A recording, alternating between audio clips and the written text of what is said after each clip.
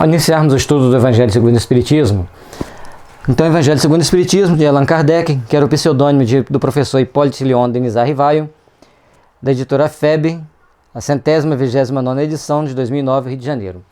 Então, esse estudo que a gente se propõe a fazer, a gente vai fazer sequencialmente do início até o final, facilitando fazer estudo mesmo. A gente lê, comenta, para que facilitem para as pessoas que estão iniciando no Espiritismo, ou aqueles que têm alguma dúvida, ou que gostem de aprender, ver mais uma opinião diferente, a gente tem o Evangelho estudado aí na rede, na mídia.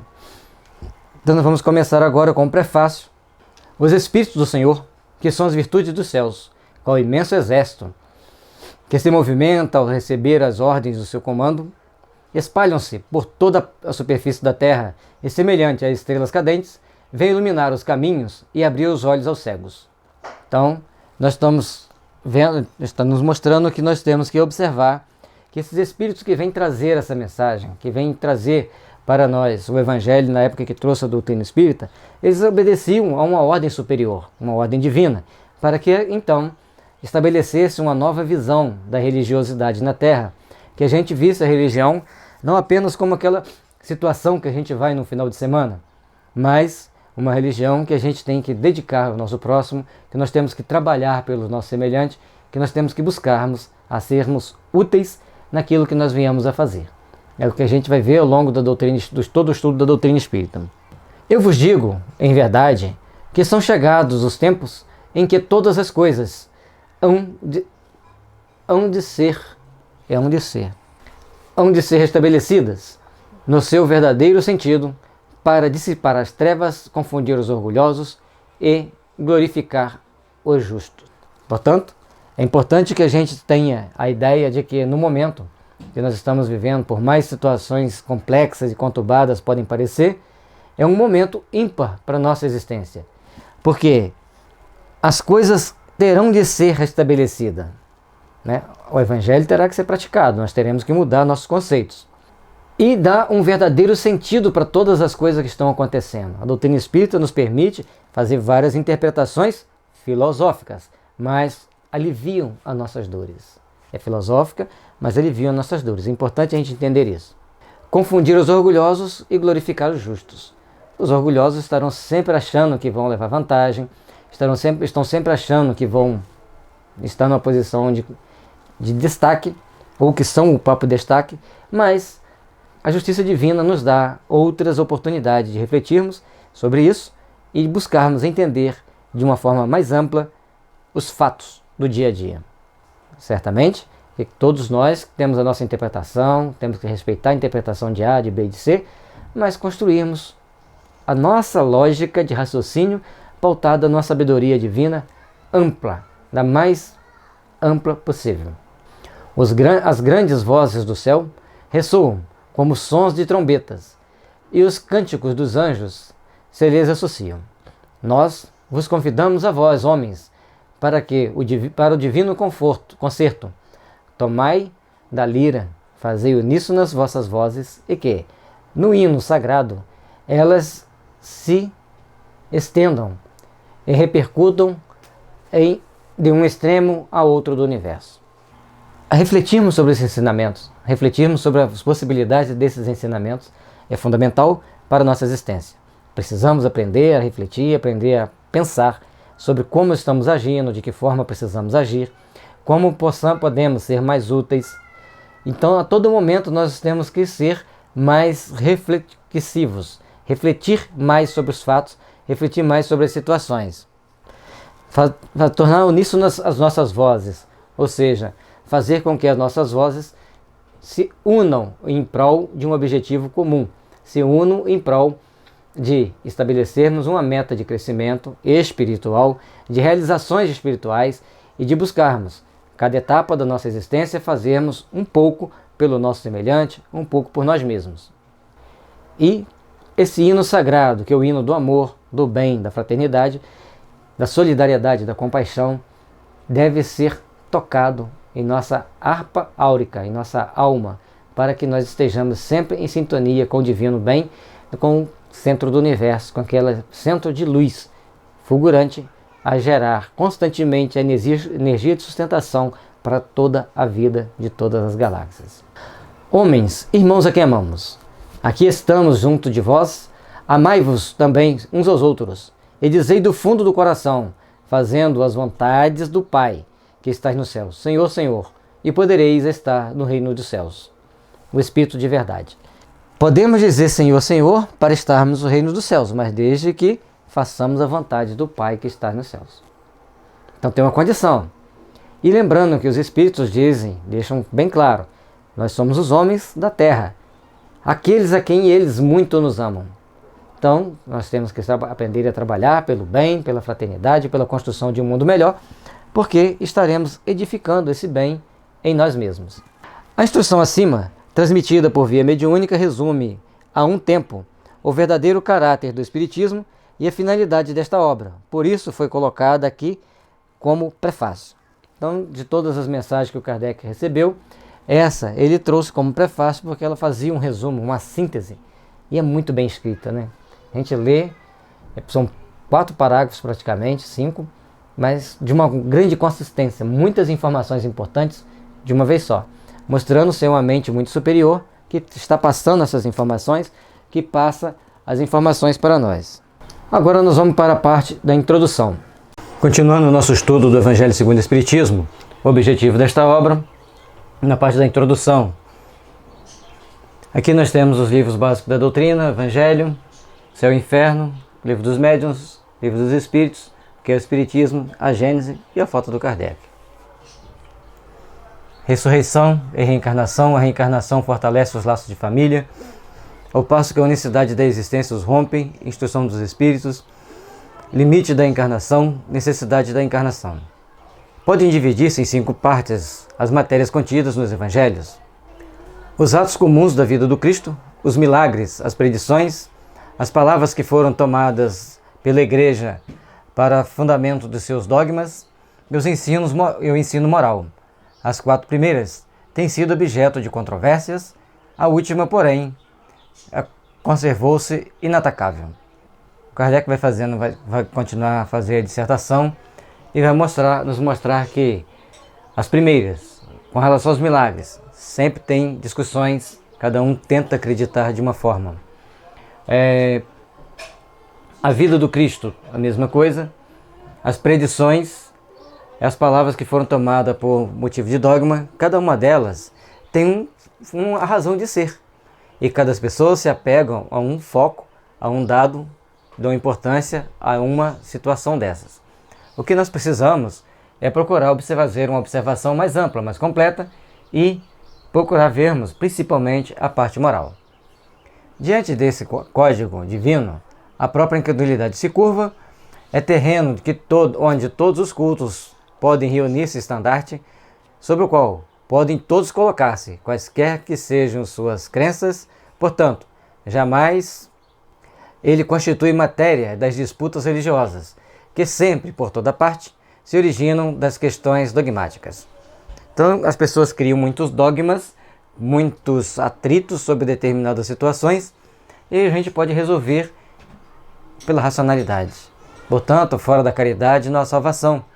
Quando nós estabelecemos a meta de seguirmos o cristianismo pela razão, por todo o conjunto de informações, por todas as situações que ele nos coloca, está sendo colocado para a gente a importância de colocarmos em prática os ensinamentos do Cristo, baseado nas leis de amor, de fraternidade e principalmente de respeito aos nossos semelhantes. Aliás, se o discutissem, nele teriam as seitas encontrado a sua própria condenação, visto que, na maioria, elas se agarram mais à parte mística do que à parte moral, que exige de cada um a reforma de si mesmo.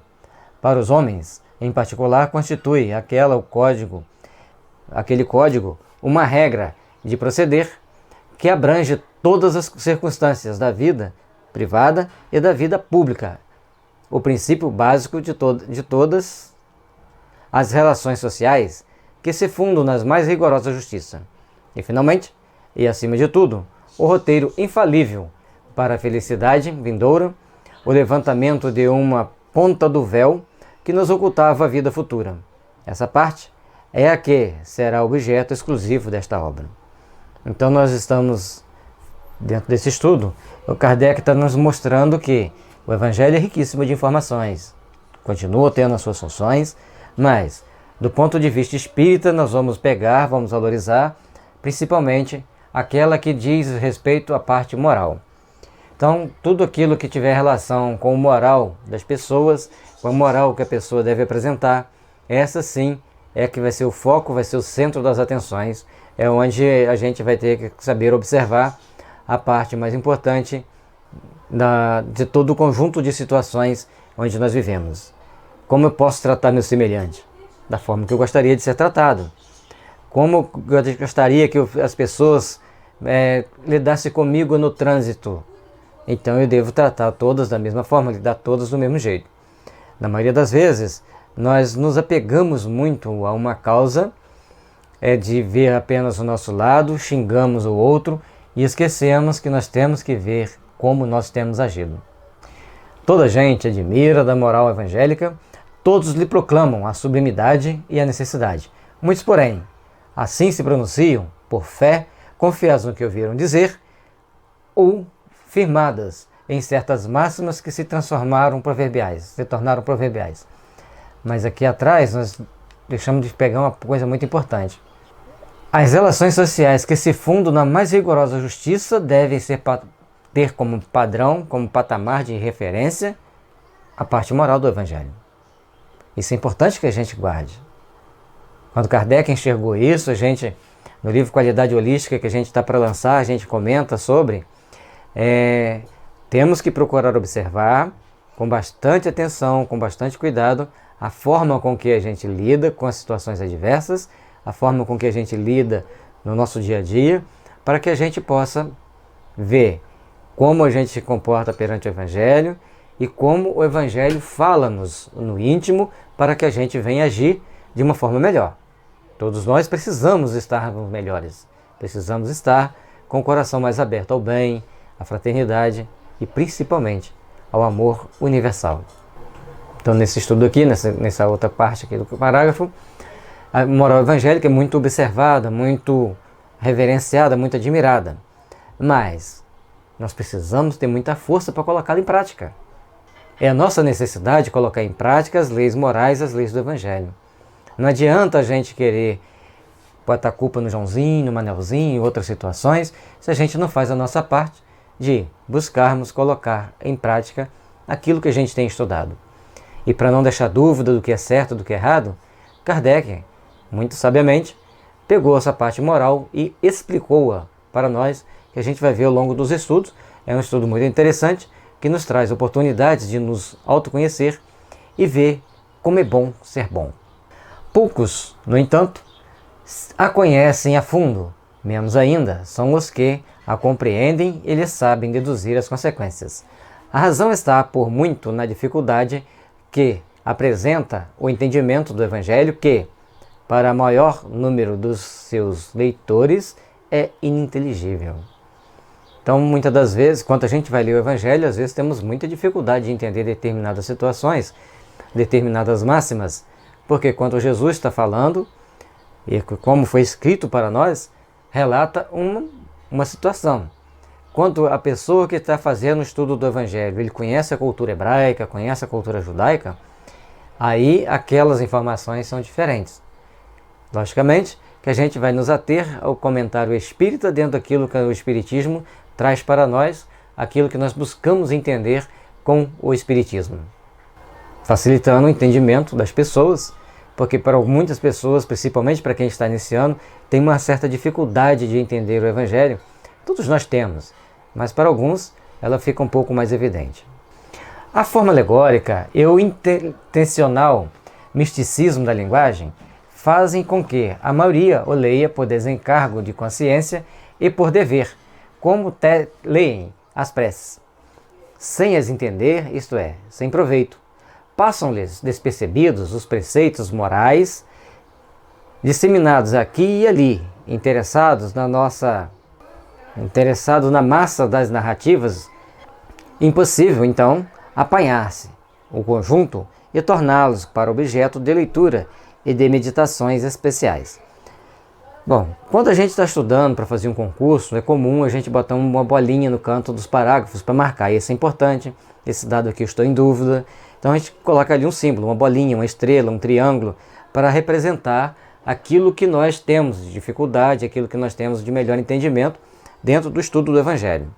Bom, baseado nisso, nós temos que refletir como nós estamos encarando o Evangelho segundo o Espiritismo. Aí tem outro detalhe, tem gente que passa aquelas canetas assim para deixar aquela marca, para realçar a leitura. É ruim, porque quando você vai fazer a segunda leitura, aquilo ali torna-se cansativo. Tem muitas cores misturadas, o seu cérebro cansa, sua mente fica cansada. A mente cansa, no cérebro não. Então, a gente tem que prestar atenção, botar uma bolinha, bota um triângulo, bota 3 pontinhos, 2, dentro do nosso código de referência para facilitar o entendimento. Por quê? É muita coisa. Então a gente pega, não, isso aqui é importante, talvez caia numa prova.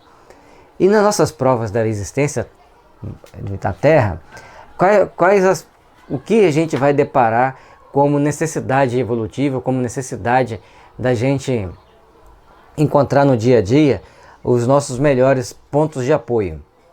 A moral do Cristo. E essa moral foi realçada, foi trazida para esse realce para nós, para facilitar o nosso entendimento. Como nós estamos lidando, como nós vamos encarar determinados fatos e como nós vamos nos postar diante das dificuldades que esses fatos possam trazer para a gente. É certo que tratados já são escritos de moral evangélica, mas o arranjo em moderno estilo literário lhe tira a primitiva simplicidade que, ao mesmo tempo, lhe constitui o encanto e a autenticidade. Outro tanto cabe dizer-se das máximas destacadas e reduzidas à sua mais simples expressão proverbial. Desde logo, já não passam de aforismos privados de uma parte do seu valor e interesse, pela ausência dos acessórios e das circunstâncias em que foram enunciadas. Então, quando você vai ler lá no Evangelho, se você destaca um versículo sem o contexto da situação, aí você perdeu uma parte, porque dentro daquele contexto que estava sendo dito. Então, é importante que a gente busque entender o contexto que está sendo apresentado e a forma com que está sendo apresentado para que a gente possa, então, ter uma visão mais ampla da situação, mais ampla daquilo que está realmente acontecendo, daquilo que deve ser visto como interesse maior pelo estudioso do Evangelho. Vamos para o próximo. Para a esses inconvenientes, reunimos nessa obra os artigos que podem compor, a bem dizer, um código de moral universal, sem distinção de culto. Nas citações observamos o que é útil ao desenvolvimento da ideia, pondo de um lado unicamente o que se não prende ao assunto. Além disso, respeitamos escrupulosamente a tradução de Sassi, assim como a divisão em versículos. Então o que ele fez? Ao pegar esse código de moral, o Kardec já deu um salto quântico para a época dele, que ele coloca que é um código de moral universal. Então, enquanto hoje nós estamos pensando se tem vida em outro planeta, toda essa discussão, naquela época ele já colocou moral universal. Baseado no seguinte: existem planetas mais evoluídos do que nós, e esse código de moral sublime que o Cristo trouxe para nós, se nós soubermos cumpri-las, podemos um dia, quem sabe, visitar um desses planetas muito mais evoluídos do que a Terra. Mas enquanto ainda estivermos presos às comezinhas diárias do nosso dia a dia, fica difícil essa ação, essa atitude frente às coisas maiores, frente às coisas mais importantes. E ele respeita a tradução do Sassi, que era La Mestre de Sassi, um grande sábio francês, e mantém a divisão de versículos, para quando a gente quer, a gente vai lá no capítulo e lê todo, para a gente ter aquela ideia de onde estava aquela situação inserida. É uma técnica interessante, que ele observa os fatos como devem ser e, principalmente, a gente buscar entender o conjunto. Então, no Evangelho segundo o Espiritismo, temos os versículos, temos os comentários, temos as mensagens relativas a eles, cada um classificado dentro de um determinado assunto, mas tem a referência para você ir lá na Bíblia e ler, para aqueles que gostam de fazer isso. Em vez, porém, de nos atermos a uma ordem cronológica impossível sem vantagem real, para o caso, agrupamos e classificamos metodicamente as máximas, segundo as respectivas naturezas, de modo que decorram umas das outras, tanto quanto possível, A indicação dos números de ordem dos capítulos e dos versículos permite-se recorra à classificação vulgar, em sendo oportuno. É o que a gente acabou de dizer, a gente antecipou o slide. Ao manter a classificação dos capítulos e versículos na cópia dos pedaços, dos trechos que interessava para aquele assunto onde ele estava agrupado, então, mantendo o número, você vai lá, faz o acompanhamento na referência, faz o estudo da referência. Repito, caso você queira fazer esse estudo, caso ir nas minudências do Evangelho. Sempre amplia nossas informações, amplia nosso conhecimento, quando a gente estuda um pouco mais. A gente pega as referências, vai lá na referência, dá uma olhada sobre aquele assunto, logicamente vai enriquecer e fortalecer o conhecimento que a gente se predispõe a ter e a vivenciar.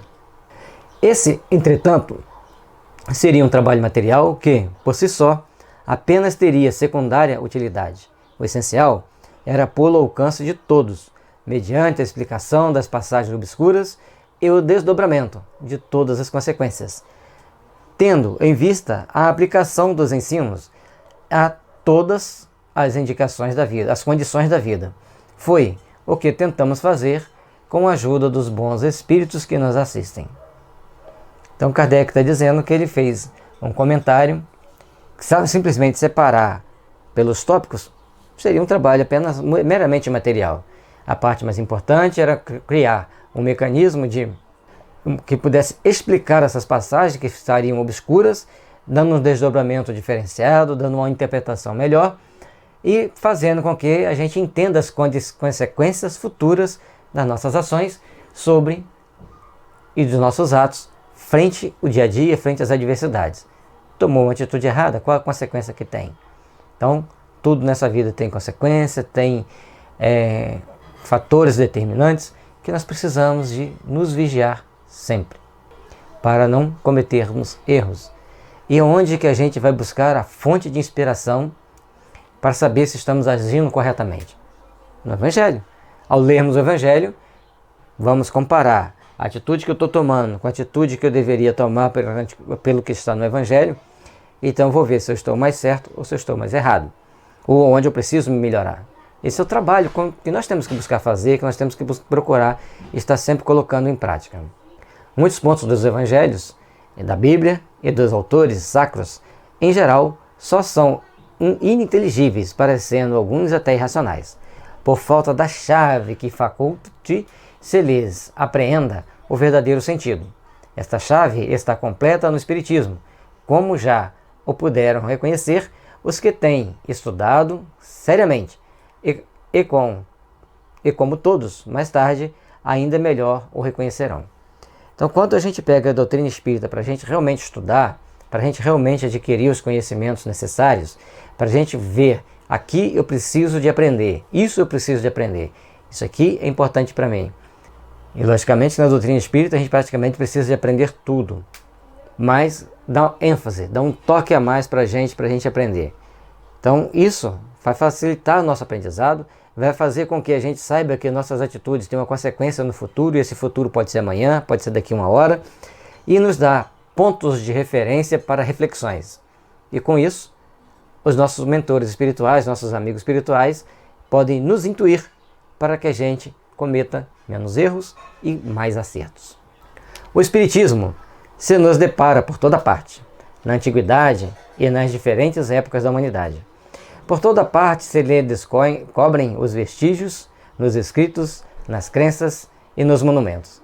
Essa razão porque, ao mesmo tempo que rasga horizontes novos para o futuro, projeta luz não menos viva sobre os mistérios do passado. Então o Espiritismo está em todas as épocas da humanidade. Nós vamos deparar com relação ao Espiritismo. Vamos deparar com pessoas, com fatos, com situações que trazem para nós esse Espiritismo embutido nessa cultura popular. Porque Espiritismo não é simplesmente uma filosofia de vida recriada agora. Ela sempre existiu. Reforma íntima, reforma moral, respeito às leis divinas, auxílio ao próximo.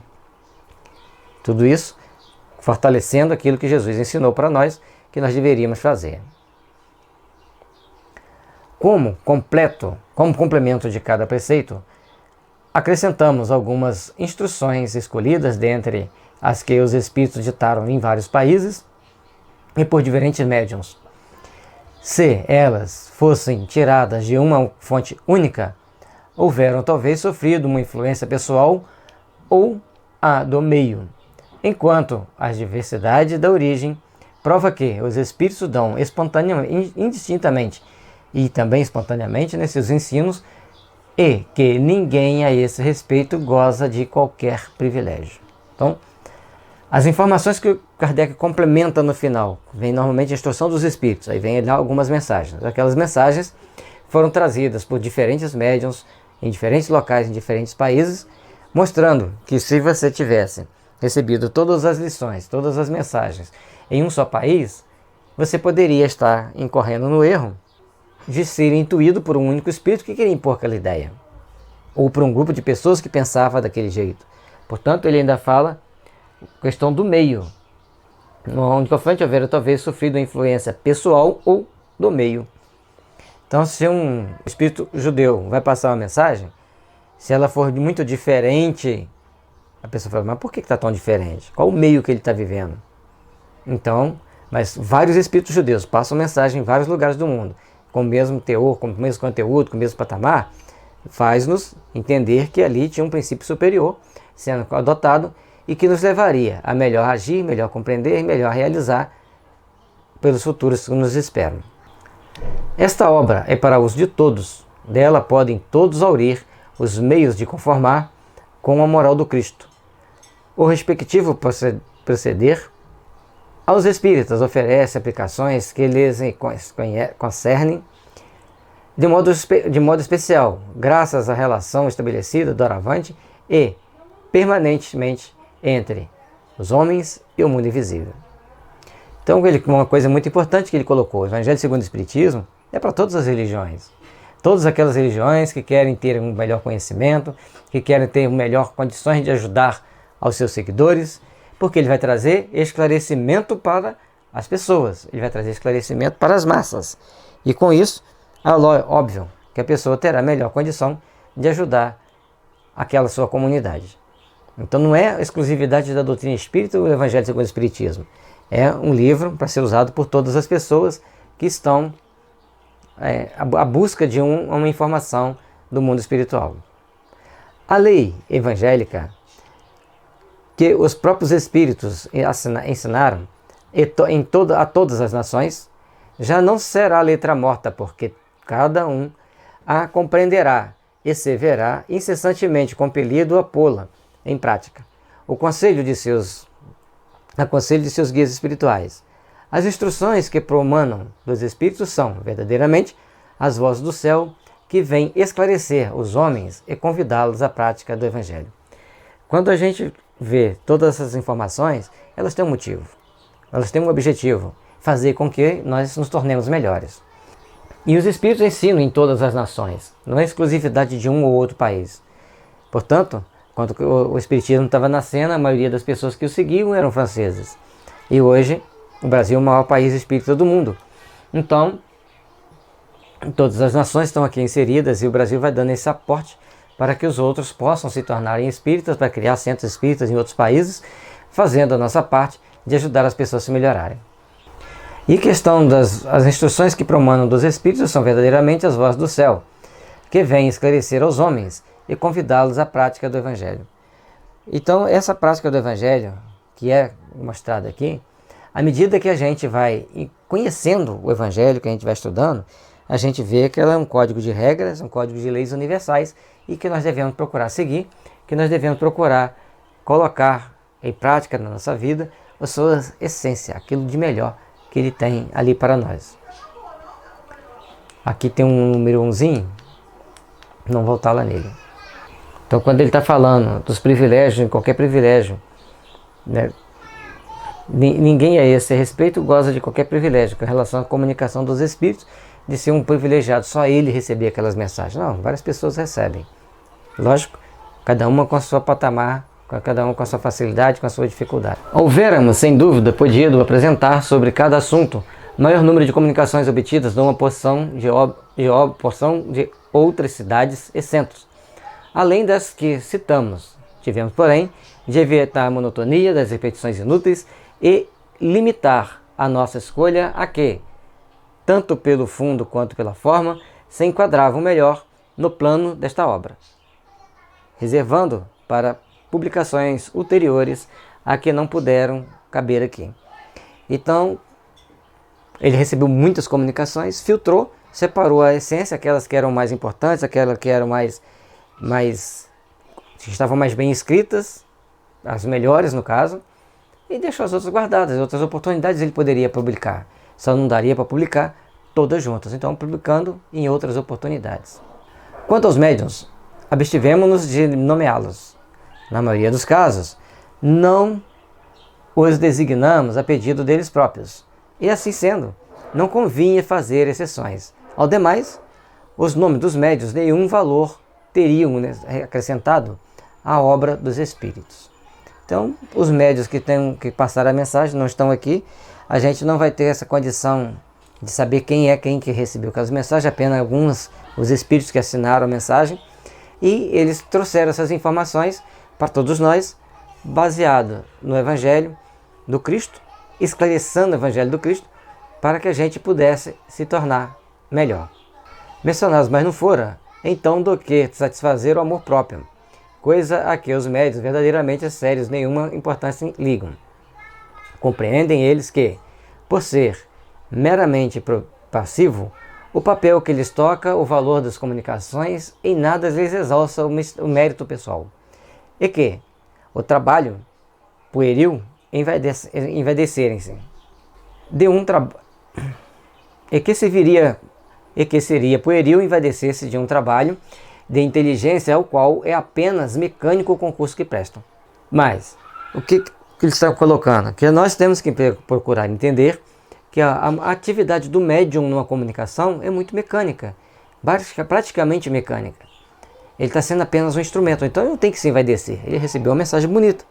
A gente, quando recebe uma mensagem bonita, lógico, a gente fica feliz, fica contente, recebeu uma mensagem do bom espírito, de um espírito amigo, mas fomos apenas um instrumento. E às vezes, aquela mensagem muito bonita é para nossa própria autoeducação. Então não era importante ter o Evangelho ali. Não era importante ter o Evangelho ali, não era importante ter o nome do médium ali. O importante era o conteúdo evangelizante que ele trazia na sua mensagem, que ele era o canal, e que se empenhasse para continuar desse jeito. Aí nós vamos depois para a segunda parte.